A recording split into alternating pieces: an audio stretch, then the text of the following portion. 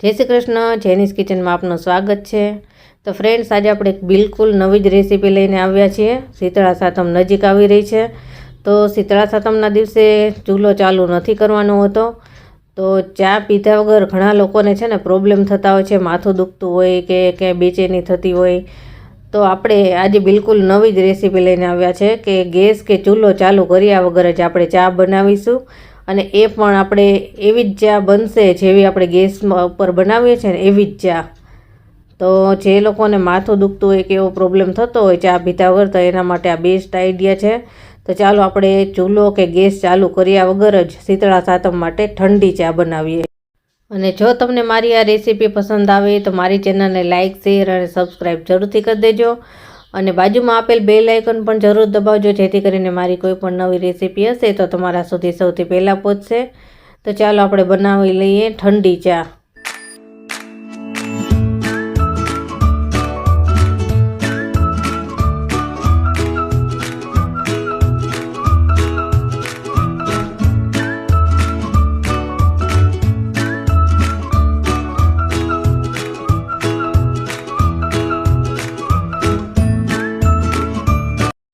તો હવે આપણે શીતળા સાતમ માટે ઠંડી ચા બનાવવાની શરૂઆત કરીએ।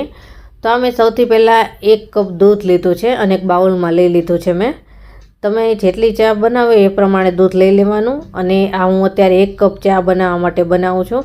અને આમાં આપણે પાણીનો બિલકુલ ઉપયોગ નથી કરવાનો, ખાલી દૂધમાંથી જ ચા બનાવવાની છે, એટલે એકદમ સરસ બનશે। તો આ મેં અત્યારે ઠંડુ દૂધ જ લીધું છે, કારણ કે શીતળા સાતમ માટે આપણે ચા બનાવી છે તો ઠંડુ દૂધ જ લેવાનું છે। તો આ 1 બાઉલ દૂધ છે, અને હવે આગળની પ્રોસેસ આપણે કરીએ। હવે આ દૂધમાં આપણે ચા નાખવાની છે। ચા હું 2 ચમચી નાખું છું। ચા અને ખાંડ તમને વધુ ઓછા જેટલા ફાવતા હોય એ પ્રમાણે નાખી શકાય। હું 2 ચમચી નાખું છું। અને હવે આપણે આમાં નાખીશું ખાંડ। ખાંડ પણ તમને ગળપણ જેટલું ફાવતું હોય ચામાં એટલી નાખી શકાય। હું 2 ચમચી નાખું છું। અત્યારે હું 1 કપ ચા બનાવું છું, અને જેટલી મને ગળપણમાં ફાવે છે એટલે હું 2 ચમચી નાખું છું। અને હવે આ મેં 1 ઇલાયચીને અધકચરી ખાંડી લીધી છે, એ પણ આપણે એમાં નાખી દઈએ। જો તમને આદું ફાવતું હોય, સૂંઠ ફાવતી હોય, અથવા તો ચાનો મસાલો ફાવતો હોય તો એ પણ તમે એડ કરી શકો, જે તમને ફ્લેવર ફાવતો હોય એ નાખી શકાય। મેં અત્યારે ઇલાયચી નાખી છે। હવે આને આપણે સતત હલાવતા રહેવાનું છે, જ્યાં સુધી ખાંડ ના ઓગળી જાય અને ચાનો કલર પણ દૂધની અંદર એડ ના થઈ જાય ત્યાં સુધી આ રીતે હલાવતું રહેવાનું।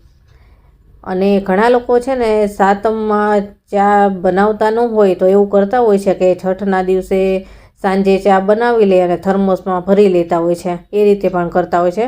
પણ ઘણા લોકોનું માનવું એવું પણ હોય છે કે સાતમના દિવસે ગરમ વસ્તુ કોઈ ના લેવાય, તો આ રીતે ઠંડી ચા બનાવેલી હોય તો એ લોકો માટે આ બેસ્ટ છે।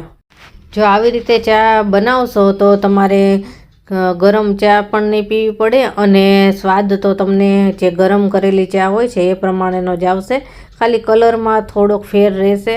જે આપણે ગેસ ઉપર ચા બનાવેલી હોય એનો એકદમ થોડોક ડાર્ક કલર આવશે, પણ આનો થોડોક લાઇટ આવશે, પણ સ્વાદમાં તો તમને ચા પીતા હોય એવું જ લાગશે। તો આ જો થોડી જ વારની અંદર ચાનો કલર પણ આવી ગયો છે અને ખાંડ પણ ઓગળી ગઈ છે। આ ચાને બનતા અડધી કલાકનો સમય લાગે છે, એટલે કે 30 મિનિટનો। તો જ્યારે પણ તમારે આ ચા પીવી હોય તો અડધી કલાક પહેલાં જ આ પ્રોસેસ કરી લેવાની, એટલે અડધી કલાકની અંદર તમારે આ ચા તૈયાર થઈ જશે। 5-1 મિનિટ જેટલો આને મિક્સ કરવામાં સમય લાગે છે, અને પછી રેસ્ટ આપવાનો હોય છે। આને અડધી કલાક માટે આપણે ઢાંકી અને રેસ્ટ આપવાનો છે, એટલે ચા અને ખાંડનો ફ્લેવર એકદમ દૂધની અંદર મિક્સ થઈ જશે અને કલર પણ સરસ આવી જશે। જેમ જેમ ચા ભીની થશે ને એમ એમાંથી એનો ફ્લેવર અને એનો કલર બંને છૂટશે અને દૂધની અંદર એકદમ સરસ રીતે મિક્સ થઈ જશે। તો હવે અડધી કલાક પછી આને ચેક કરીશું આપણે। તો અડધી કલાક થઈ ગઈ છે, અને હવે આપણે જોઈ લઈએ। જો દૂધનો કલર એકદમ ચેન્જ થઈ ગયો છે, આ રીતે જો ચલાવીએ એટલે ખબર પડશે કે ચા પણ એકદમ ફૂલી ગઈ છે, અને એનો કલર દૂધની અંદર એડ થઈ ગયો છે, અને ફ્લેવર પણ આવી જ ગયો હોય। તો બસ જો આ રીતે હજી આપણે આને થોડીક વાર માટે ચલાવી લઈએ, એટલે ચા જો ભીની થઈ હોય ને તો એની અંદરથી એનો કલર છૂટો પડે અને દૂધમાં મિક્સ થઈ જાય। તો બસ આ ચા આપણી તૈયાર છે। જુઓ, હવે આ ચાને હું તમને ગાળીને પણ બતાવું કે કેવી ચા બની છે। તો આપણે કપમાં જ ગાળી લઈએ, આ ચા એકદમ સરસ લાગશે અને સાતમમાં તમને ખૂબ ઉપયોગી થશે આ રેસીપી. ઘણા લોકોને પ્રોબ્લેમ થતો જ હોય છે, મને જ એવું થતું હોય છે કે સાતમના દિવસે જો ચા ના પીવું તો માથું દુખતું હોય છે. તો હું આ રીતે જ ચા બનાવું છું સાતમમાં. જો કેવી બની છે. તો તમને મારી આ રેસીપી કેવી લાગી તે મને કમેન્ટમાં જરૂર જણાવજો. અને જો તમને આ ઠંડી ચાની રેસીપી પસંદ આવી હોય તો મારી ચેનલને લાઇક, શેર અને સબસ્ક્રાઈબ જરૂરથી કરી દેજો. અને બાજુમાં આપેલ બેલ આઇકોન પણ જરૂર દબાવજો, જેથી કરીને મારી કોઈ પણ નવી રેસીપી હશે તો તમારા સુધી સૌથી પહેલાં પહોંચશે. અને મારી ચેનલ ઉપર આવી અવનવી ઘણી બધી નવી રેસીપી છે તે પણ જોજો અને મને કમેન્ટમાં જણાવજો કે તે રેસીપી પણ તમને કેવી લાગી. તો ફરી મળીશું નવી રેસીપી સાથે. ત્યાં સુધી બધાને જય શ્રી કૃષ્ણ.